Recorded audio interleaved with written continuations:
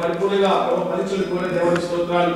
దయగల దేవా నమ్మకం తండ్రి ఈ సమయంలో బాప్సు గురించి సిద్ధపడుతున్న ప్రజలకు వందనాలు. ప్రభావ మరి అనేకమైన ప్రజలు మేము కూడా విన్నాం. అటు వాక్యానుసారంగా ప్రవర్తన జీవితం సహాయపడే దేవుని స్తోత్రాలు. మీరు వాక్యం ఫలింపజేయమని ప్రభాని పిలు నా ప్రభావ తండ్రి ప్రభావ వారు ఇచ్చే సాక్ష్యం ప్రభావ దీవెనకరంగా చేయమని యేసు ప్రార్థించుకుంటున్నాం తండ్రి. ఆమేన్. గమనించండి, మోషే, ఈరోజు రమేష్, స్వప్న, జాన్సన్, లక్ష్మి నిలబడారు. ఇలా సంఘానికి దశలు అయినప్పుడు బైబిల్ పడుతుంది. ఎక్కడ బైబిల్ పడుతుందండి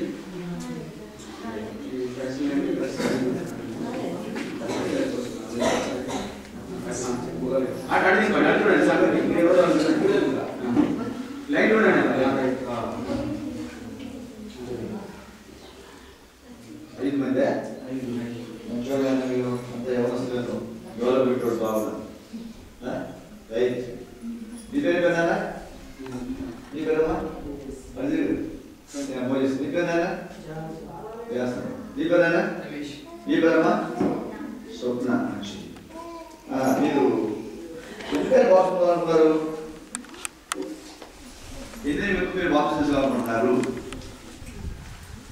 చెప్పారు తీసుకోమని చెప్పారా అని చెప్పండి. చెప్పారా? లేదా అబ్రాహ్మణులు వచ్చి మీకు ఏమైనా భోజనం ఇస్తాము, గమ్మాలు ఇస్తాము, ఇంకోటి ఇస్తాము, మీకు ఎన్ని డబ్బాలు ఇస్తామని చెప్పారా? చెప్పలేదు కదా. మరి ఎలా మారుమూసుకునేది మీరు? ఏ వాక్యం మారుమూసుకునేది మీరు? ఎవరు చెబుతుంటే మారుమూసుకునేది మీరు? ఏ వాక్యం ద్వారా చెప్పారా? ఏ వాక్యం?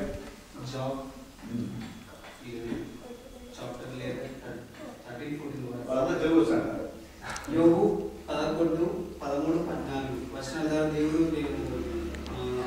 బైబిల్ మామూలుగా నేను చిన్నప్పటి నుంచి కృష్ణుడు కాబట్టి బైబిల్ చదువుతా ఉన్నప్పుడు దేవుడు అంటే నాకు నలుగురికి శాంతి సమాధానం లేనప్పుడు నేను వాక్యం చదువుతా ఉన్నప్పుడు దేవుడు నాలో పాపం ఉన్నట్లు దేవుడు నాతో మాట్లాడినప్పుడు నేను నా పాపానికి రిపెంటెన్స్ అయినప్పుడు దేవుడు నాతో మాట్లాడాడు. నేను అప్పుడు నా పాపాన్ని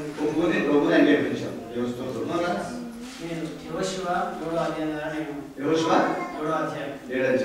ఆకారం జీవితం ద్వారా నేను 2004 అంటే 2004 జనవరి 13వ తారీఖు నాడు నేను యేసుక్రీస్తు నా సొంత రక్షణ జరిగినటువంటి సంఘటన ఏంటంటే ఆకారం ఆగిపట్నం మీకు పోకడము యెహోషువతో చెప్పిన మాట ఏమన్నాడంటే ఆ యొక్క శాపగ్రస్తమైనటువంటి వస్తువు దేని కూడా తీసుకోకూడదు ఆయన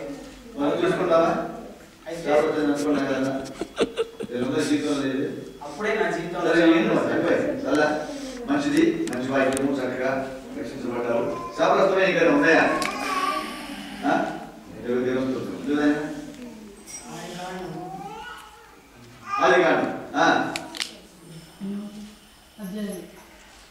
ఆదికాండం ద్వారా రక్షించబడ్డారు అంతేనా? మొత్తం అంతా దేవుని స్తోత్రం. ఎవరు చెప్తారా వాక్యం? ఇప్పుడు ఎవరు ద్వారా? మరి ఇంకేమన్నా నీ జీవితంలో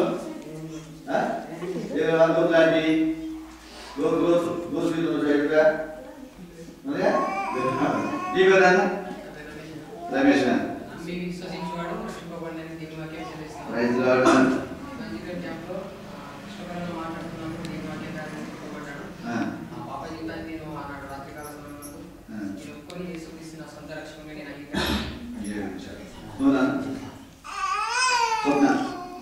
ఇదిగో నా రక్షణ కారణభూతుడగు దేవుడు, నేను భయపడక ఆయన నమ్ముకొచ్చున్నానని యెషయా గ్రంథం 12వ అధ్యాయం 2వ వచనం ద్వారా దేవుడు నాతో మాట్లాడినాడు.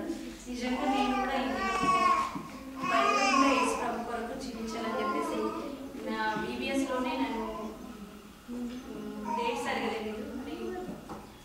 నేను ఇంటర్మీడియట్ ఫస్ట్ ఇయర్లో ఉన్నప్పుడే యేసు ప్రభు నా సొంత రక్షణగా అంగీకరించాను.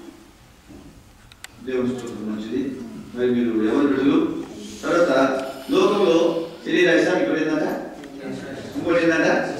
మరి ఈ మూడు ఏదన్నా నువ్వు చిక్కు పెడితే చిక్కుంటారా? బయటకు వస్తారా? బయటకు వస్తారా? వెతుకోవాలి కనుక ఉంటారా? నిలబెడతారా? శ్రమ వచ్చినా, నింద వచ్చినా, అవమానం వచ్చినా, కష్టం వచ్చినా, నష్టం కలిగినా, ఉపద్రవమైన, దుఃఖం వచ్చినా, ఎవరైనా నువ్వు చక్కగా పుట్టినా ఉంటారా? పట్టణ పట్టణం జాబులు మళ్ళీ పడతారు కదా. కొట్టినా తీర్చిందా ఉంటారా? తల్లిదండ్రులు మరి సమాచారా? పెద్దలు భయపడుతుంటారా? సంఘంలో పరిచయం చేస్తూ ఉంటారా? ఏం స్వప్న సండే స్కూల్ చేస్తావు నువ్వు? సండే స్కూల్ ఉంటావా? నువ్వే తప్పబడింది కాదా? సరే మంచిది. కనుక మీరు ఇప్పటి నుంచి ప్రభుని వాక్యం కదా ఎద్దు సుంకరులు ఎవరు కలుగుతారంట పరిచయులు ఇంకెవరు నుంచి బాప్స్ తీసుకుంటారు. వారి పాపలు ఒప్పుకుంటూ బాప్తిస్ము తీసుకున్నారు. మీరు మీ పాపలు ఒప్పుకొని బాప్తిస్తున్నారు అన్నమాట.